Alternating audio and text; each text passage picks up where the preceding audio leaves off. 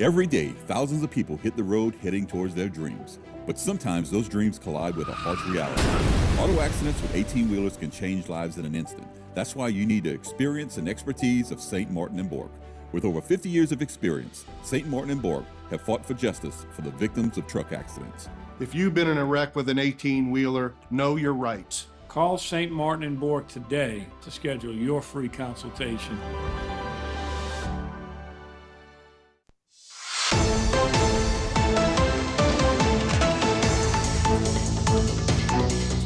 Hey everybody, welcome back to Bayou Time. Harry McCullough here. We're going to spend some time with Lafourche Parish and their sheriff's office. The Captain Brennan Mathern is with us now. We're going to talk a little bit about a scam that's been going on.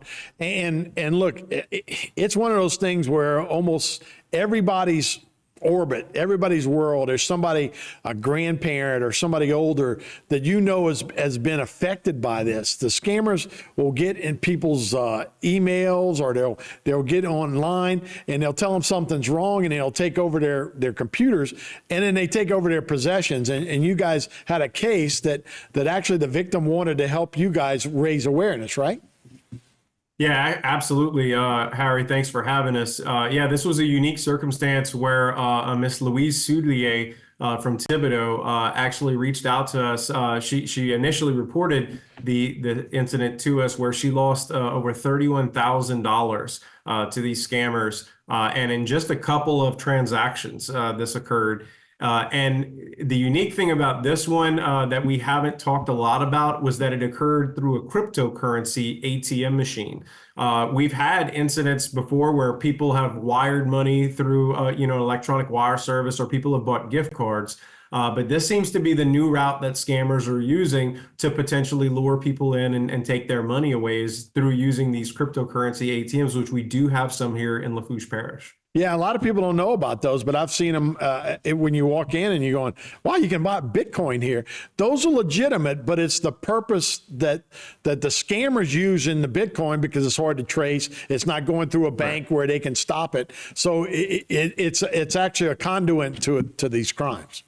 And just like with purchasing gift cards or wiring money, once you've sent the money, it now belongs to someone else. It's now, once someone has access to that funding, it's now out of your possession and out of your control, and you've willingly given your money away, essentially what it's. So it's yes, someone has stolen it, but they've convinced you to willingly give it away, which makes it nearly impossible for us to recover as law enforcement. Yeah, so Ms. Soulier really wanted to help out, and you guys have filmed, almost a public service announcement where it shows what happened to her, and she's agreed that we can show this, right?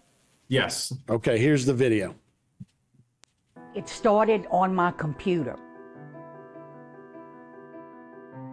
I was on Facebook, and I was just looking at pictures, and I found a story, and I started reading it in that area. So I clicked on the little boldface, read more, ...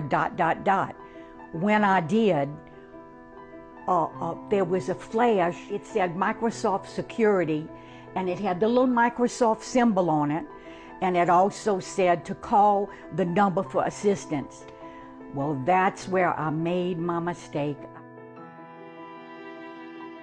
They were pretty sure that some of my funds had been compromised. He kept me on the phone the entire time. He asked me to keep the phone on when I went to the first bank, that he was recording everything from my phone. He had me go to my savings account and told me that the FBI thought that I should take a large amount out of there also. And I realized, I think at that point, something is just not right here. Yeah, look, and she's courageous for coming forward, and you guys did a great job with that video.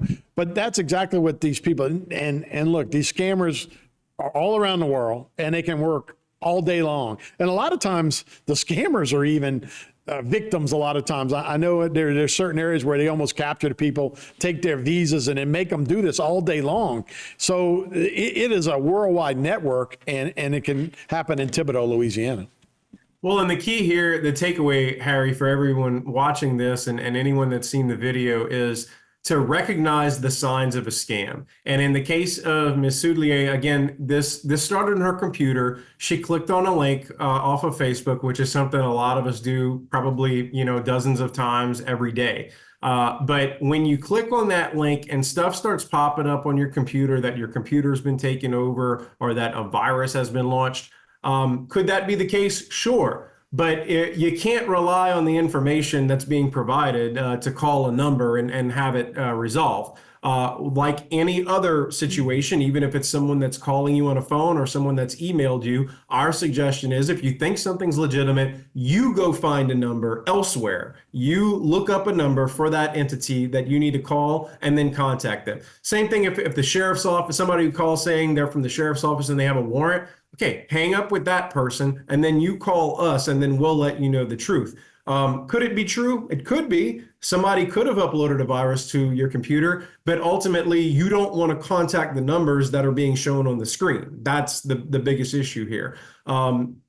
So again, yes, while this has new elements to it with the cryptocurrency ATM, Harry, the bottom line is it's showing classic signs of a scam. The thing I would caution you is even if you have, especially with grandparents or parents that are older in age, and you think that, look, they're too smart to fall for this. Look, Ms. Soudlier has 3 college degrees. And look, a lot of us watching the video are probably saying like, oh, well, I wouldn't have done that or I would have done this. I'm telling you, I've seen in many victims' houses of scams. And while it, from the outside looking at it, seems obvious, when you're in that position, sometimes it can be very difficult to tell that something's a scam. You need to have conversations with your relatives, especially anyone older that isn't as used to technology, to make sure they understand to contact a trusted friend or family member before they ever start talking to people they don't know. Yeah, that's great. And actually get off with that one and then maybe contact them by you using the number, not the other way around. That's great advice.